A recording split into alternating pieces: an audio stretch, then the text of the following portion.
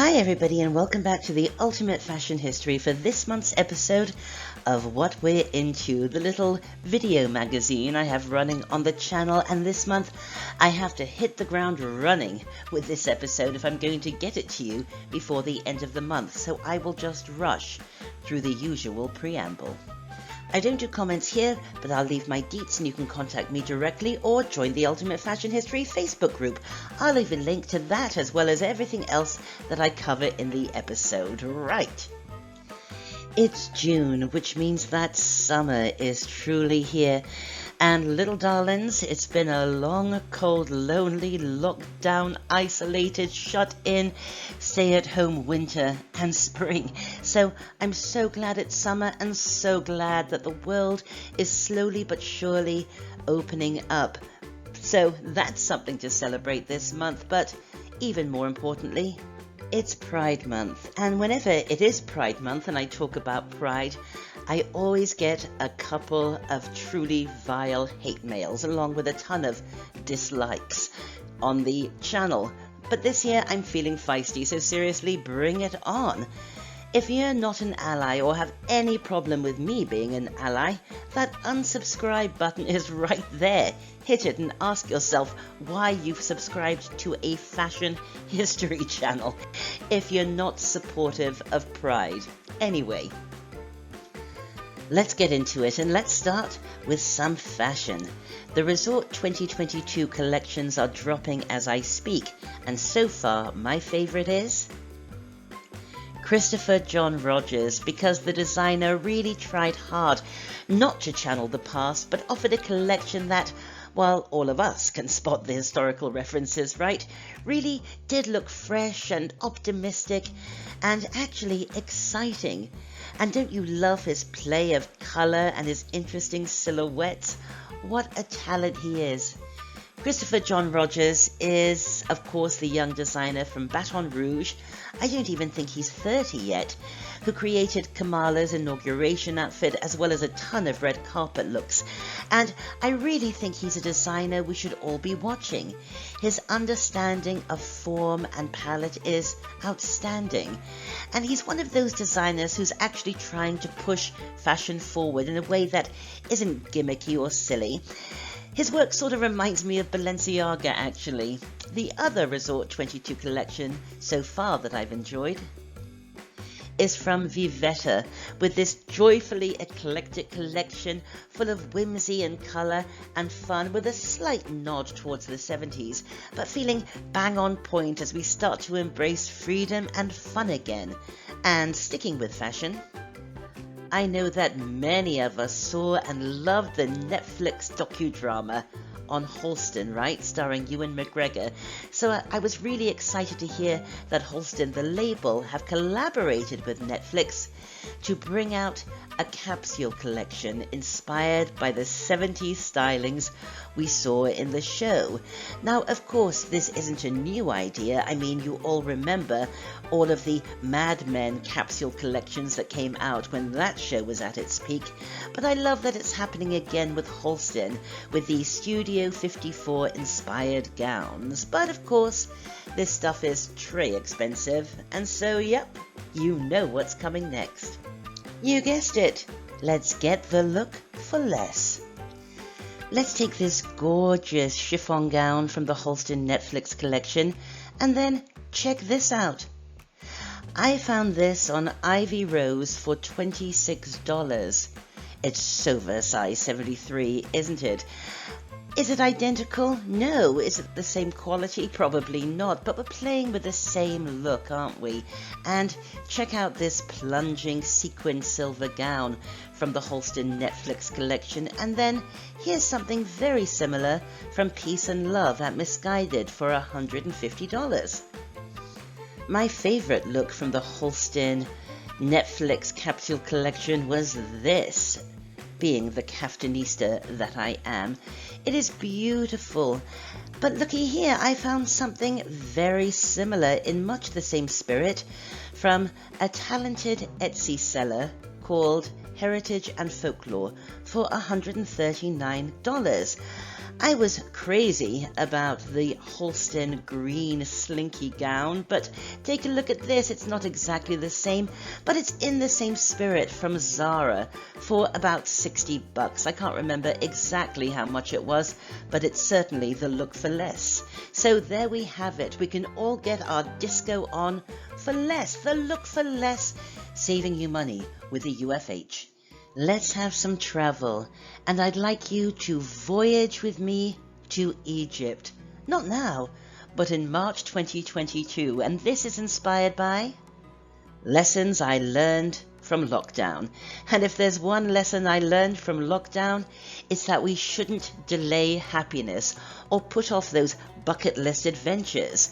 In 4 years, I have a big birthday. Yes, another one. I'm sure you can all guess which big birthday it is.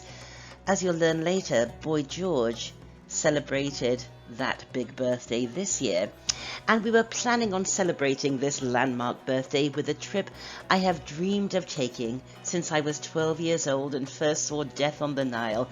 But we're not going to wait until my big birthday, because we just booked for next year a cruise down the Nile on the SS Sudan. It was the steamboat, now beautifully restored to its vintage glory, that Agatha Christie sailed upon when she came up with the idea for Death on the Nile.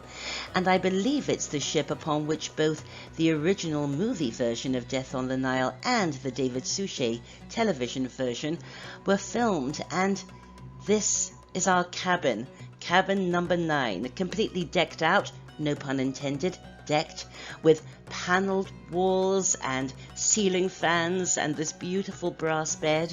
And at the start of the cruise, we have a night at the legendary Winter Palace Hotel, and we finish it with 2 nights at the equally legendary Old Cataract Hotel, where Agatha Christie wrote much of Death on the Nile. And of course, along the way, we'll see all the sights like the Valley of the Kings and Tutankhamun's tomb. And of course, 2022 marks the 100-year anniversary to Howard Carter's discovery of Tutankhamun's tomb. And if there's another catastrophe in the world and none of us can travel in March, they will hold our reservations for us. So fingers crossed. And while I'm in Egypt, I'm going to do a series of UFH episodes, little 5-minute postcards to you, and I'm going to call the series Our Vintage Egyptian Adventure. And isn't this the best series logo I've ever made? I love it. And I think the reason it turned out so well is because I used this font, which I'm so into. It's called Carnifon, and I never buy fonts. I always get free fonts. But I did actually buy this one because I had to have it. It was only $15 or so, but already I've put it to good use. And sticking with travel, as a gift to a world reopening with at least 1.5 years of stored up wanderlust, Amtrak are offering an utterly amazing deal. For only $299 you can explore America by rail. 30 days of unlimited travel for $299, so you can crisscross the country and visit your friends and see the sights and just feel free after so many months. What is it, 1.5 years of stay-at-home orders and lockdown? What a deal. Okay, let's look at some books. And let's head to Afghanistan, because I just read a review for this new book by Edmund Richardson called Alexandria, but not the Alexandria in Egypt, the ancient city of Alexandria in Afghanistan. It's a non-fiction book, and the best way to describe it is to read the blurb on the back. Quote, "For centuries, the city of Alexandria beneath the mountains was a meeting point of East and West. Then it vanished. In 1833, it was discovered in Afghanistan by the unlikeliest person imaginable, Charles Masson, an ordinary working-class boy from London, turned deserter, pilgrim, doctor, archaeologist, and then highly respected scholar. Wow, doesn't this sound like a rollicking read? I've got my copy on order. I don't know, it sort of sounds like The Man Who Would Be King in real life form, which coincidentally we just rewatched the other day. It's such a great adventurous movie. It's rollicking. Another new release that is equally rollicking is about as far away from 19th century Afghanistan as we can get. 1950s Los Angeles, and the new one from James Ellroy that just came out a couple of days ago. Widespread Panic. Again, from the back of the book blurb, it says, quote, "From the modern master of noir comes a novel based on the real-life Hollywood fixer Freddie Otash, the malevolent monarch of the 1950s LA underground and his Tinseltown tabloid Confidential magazine."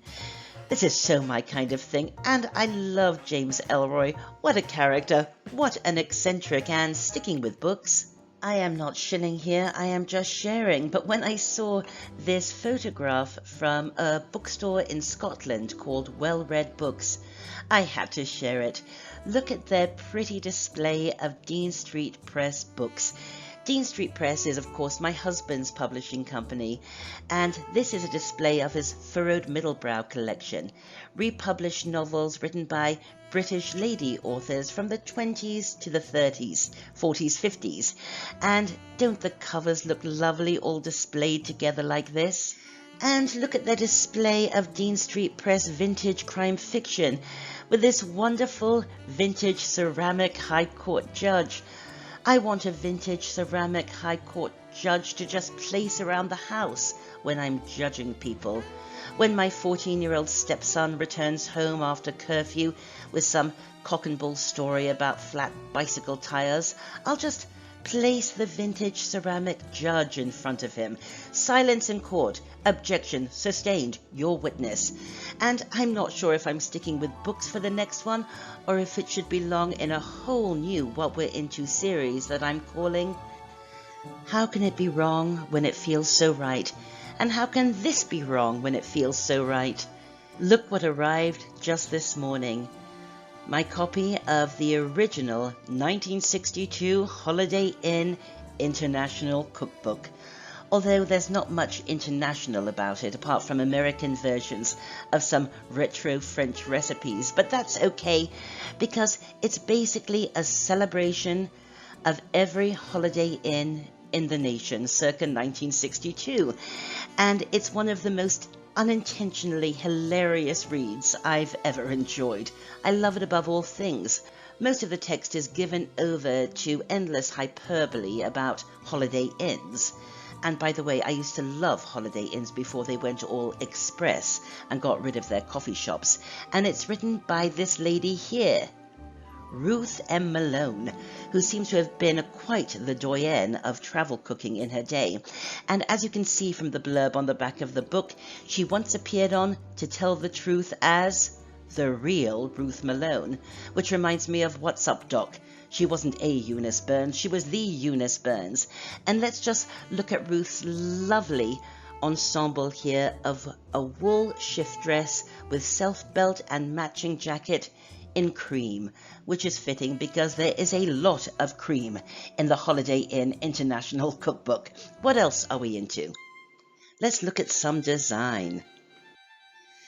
And I have fallen in love, LUV, with the work of New York-based designer Sheila Bridges, who, she takes absolutely classic, even classical design elements and updates them in a way that is awfully exciting. Look at these plates. Sheila has taken the idea of a standard 18th century toile design, but added vibrant colour, and instead of French white people frolicking in the meadows, her characters are people of colour. Look at these plates, all of the scenes we expect to find in a toile design, but with cultural signifiers that remind us that we are not in the 18th century, like here, with the beat boxes and the dancing figures and the basketball figures. Sheila says she plays with cultural stereotypes and cliches, arriving at designs that have far more meaning than we usually expect to find in home design. And it's not just dinnerware. Sheila designs wallpaper and textiles and apparel and entire homes.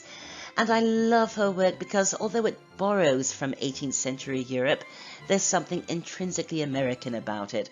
What a combo, what a talented designer. And I have to share this just in case you haven't seen it. I'm sure that you have. It came up on my feed and I think it's genius. Our Golden Girls, in the style of Patrick Nagel, by the talented illustrator Danny Beck. I love this. Sure, it's a very clever parody, but I think it really works. It's the right period after all. The Golden Girls and Patrick Nagel and Duran Duran all existed in the same 80s universe, didn't they? Her name's Sophia and she dances on the sand. Oh, I think this is so much fun. What else are we into? Let's look at what we've enjoyed on the small screen this month. Well, I'm not even calling this a guilty pleasure because we didn't feel remotely guilty about how much we enjoyed watching the second series of Dirty John, Betty, the Betty Broderick story. Amanda Peet was simply sensational in the role of angry, jilted housewife-cum-killer Betty Broderick, and I love how the production rendered 1980s fashion in the series. Every female over 40 reminded me of my mother's society gal pals in 1980s Boca Raton. I loved these looks. The wardrobe in the Betty Broderick story makes me want to start dressing like a trophy wife in 1985. Is that wrong? How can it be wrong when it feels so right? I'll tell you what else we just watched the other day.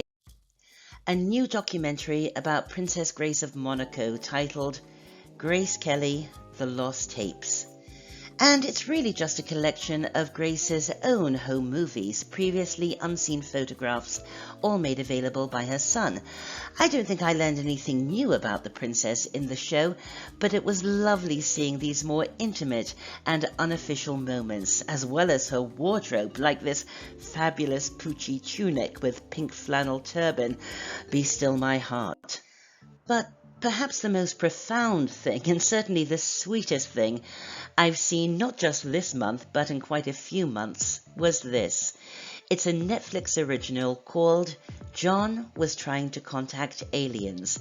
It's a documentary short, it's only about 15 minutes on Netflix, about a young man called John Shepard who, in the 1970s, built incredibly impressive interstellar transmission devices in his grandmother's home in Michigan because, as the title says, he was trying to contact aliens.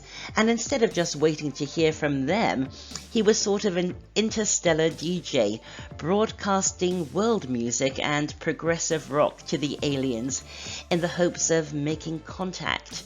Well, the twist in the tale is that, against all odds, this shy and kind of displaced young man in rural Michigan did make contact. Not with aliens. And what starts off as a thing about UFOs turns into one of the sweetest love stories I've seen in a long time. And it's a great one to watch for Pride Month. And now another new segment on what we're into. From drab to fab. And thank you, Marcia, for coming up with not only this idea for a segment, but the title, where I take something drab and yes, I make it fab. Now I realize this is subjective and what is fab to me might be drab to you and vice versa, but I don't think any of us can argue about this. After 3.5 years of suffering through the manure-coloured shutters and trim on our little Victorian house, we went from drab to fab by painting them this gorgeous sort of coastal seafoam. It's so much cheerier, isn't it? And I think it really highlights the pretty features on that gable and the doorway, as well as the lovely creamy yellow brick. Right, it's time for the food of the month, the cocktail of the month, and the style icon of the month. For the food of the month, this. I made it last week and it was ridiculously delicious. Middle Eastern pomegranate chicken with almond couscous. You know I'm besotted with couscous. I can't get enough of it. I got this recipe off the BBC, but then I zhuzhed it up a bit. Right in for the recipe. It's so easy and quick to make, but it's absolutely delicious. The cocktail of the month. Oh, it's summer in a glass with the lemon drop, made with fresh lemons, Cointreau, limoncello, and we added some vodka to give us a bit more kick. Again, so easy to make, especially if you have a Ninja or equally crushable blender, and it brings the Amalfi Coast into your mouth. It is transportative. Right in for the recipe and the style icon of the month. Boy George. Boy George is a June baby, and as I mentioned earlier, he celebrated a landmark birthday this month. Boy George turned 60, so happy birthday, George. This karma chameleon has been keeping the world a little bit more colourful for almost 40 years. That's sobering, isn't it? Kissing to be Clever came out 39 years ago. Happy birthday, Boy George. Well, I hope you enjoyed this start to summer episode of What We're Into. I'll be back with more on the UFH very soon, so don't forget to subscribe if you haven't already. And as always, thanks for watching. Bye for now.